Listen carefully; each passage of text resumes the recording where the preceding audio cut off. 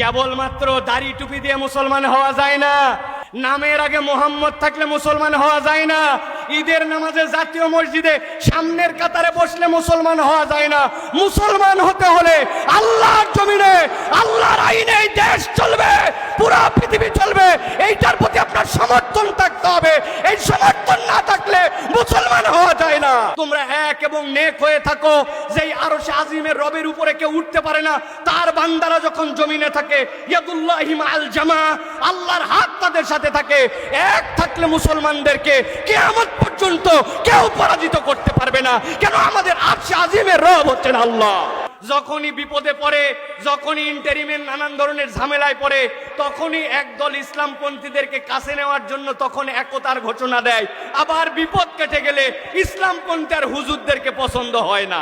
আজকের থেকে 1 বছর আগেও যদি আমাদের কাছে বলা হতো যে এইরকম বাইতুল মোকাররমের পাশে এরকম ফুট ওভার ব্রিজের নিচে বাংলাদেশে এরকম আলেম ওলামারা বসে কথা বলবেন, এই কথা বলার জন্য যে অনুমতি নেওয়া লাগতো, এর জন্য যে ঘোরাঘুরি করা লাগতো, এর জন্য যে মানুষের কাছে পদলেহন করতে হতো, আল্লাহ রাব্বুল আলামিন আমাদেরকে সেই সময়টুকুকে পরিবর্তন করে একটা সুসময় আমাদেরকে দান করেছেন।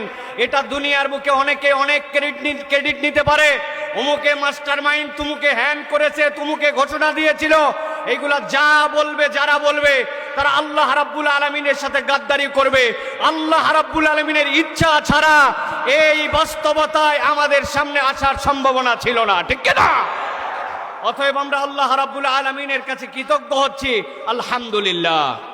দ্বিতীয় যেই কথাটি এই দেশের মানুষ বোঝে, কিন্তু এই দেশের এক শ্রেণীর মানুষের কারণে তারা স্বীকার করে না, সেটি হচ্ছে তাওহীদপন্থী মানুষ, ইসলামপন্থী মানুষ, যারা আল্লাহ রসুলকে ভালোবাসে, যারা মরার পরে জান্নাতে যাওয়ার জন্য শহীদি তামান্না হৃদয়ে রাখে, ওই সকল পরিবারের সন্তান এবং সেই সকল শিক্ষায় শিক্ষিত হওয়া মানুষেরা রাস্তায় নেমেছিল বলে, কথা বলেছিল বলে, মসজিদগুলো থেকে জুমার খুতবা চলমান ছিল বলে ওই ম্যান্ডেটগুলো মানুষের হৃদয়ের মধ্যে ধারণ করা ছিল, তারই এক বিস্ফোরণ হয়েছিল ইসলামপন্থীদের দ্বারা। অন্য যারা ক্রেডিট নেয় এরা ধান্দাবাজ। মূল রক্ত দিয়েছে ইসলামপন্থীরা, তাওহীদপন্থীরা। ইসলামপন্থীরা না থাকলে বাংলাদেশের এই নতুন বাংলাদেশ দেখার স্বপ্ন হতো না। এখানে একজন লোক যদি হাত তুলে আমাকে বলেন যে হুজুর, দ্বীনের বিষয়ে, ইসলামের বিষয়ে, ইমানের বিষয়ে, তাওহীদের বিষয়ে, আল্লাহ রসুলের বিষয়ে আমাদেরকে ঐক্যবদ্ধ থাকতে হবে, এই ঐক্যবদ্ধ থাকার প্রয়োজন নাই, অথবা ঐক্যবদ্ধ থাকতে হবে, এইটা আমি বুঝি না। আমি বিশ্বাস করি এখানে একজন লোক নাই যে বলবে যে ঐক্যবদ্ধ থাকার দরকার নাই। এরকম কোন লোক আছে ভাই? একটু আওয়াজ দিয়েন ভাইজান, আছে ভাই? নাই। ঐক্যবদ্ধ থাকার গুরুত্ব আমরা বুঝি, কিন্তু ঐক্যবদ্ধটা থাকবো কেমনে? আমাদের মধ্যে তো মুহূর্তে মুহূর্তে ফাটল ধরে যায়। অমুকে অমুকের কাছে বিক্রি হয়ে যায়, তুমুকে তুমুকের কাছে বিক্রি হয়। এই দেশে কথা আছে, আগের রাত্রে 1 কাপ চা আর একটা বিড়ির কাছে বাঙালি তার ভোট বিক্রি করে দেয়, ঠিক কিনা? এই জন্য আমরা বলতে চাই, প্রিয় ভাইয়েরা, দ্বীনপন্থী মানুষেরা, ইসলামপন্থী মানুষেরা যদি এইটা অনুভব করে কেমনে আমরা ঐক্যবদ্ধ থাকবো, তাহলে আমাদের জন্য এই কার্যকারণগুলা খুঁজে খুঁজে যদি গ্যাপ আসে, সেইটার বাহিরে আমাদের নিজেদের পথ চলাকে আমরা তখন মসৃণ করে নিতে পারবো।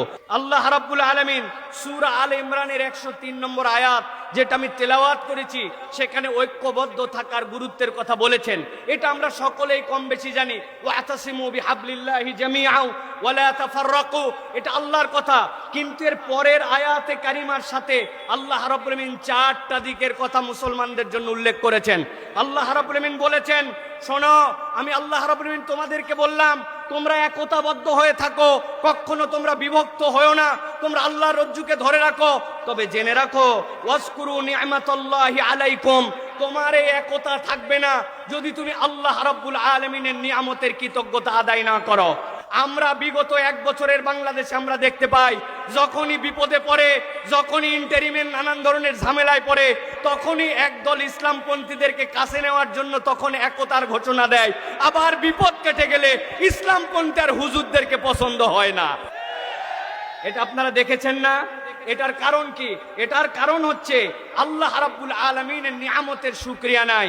যেই বান্দারা আল্লাহ রাব্বুল আলামিনের নিয়ামতের কৃতজ্ঞ হবে না, ওই বান্দাদের মুখ দিয়ে ফেক একতার কথা আসবে, মূল একতা তাদের মধ্যে থেকে আসবে না।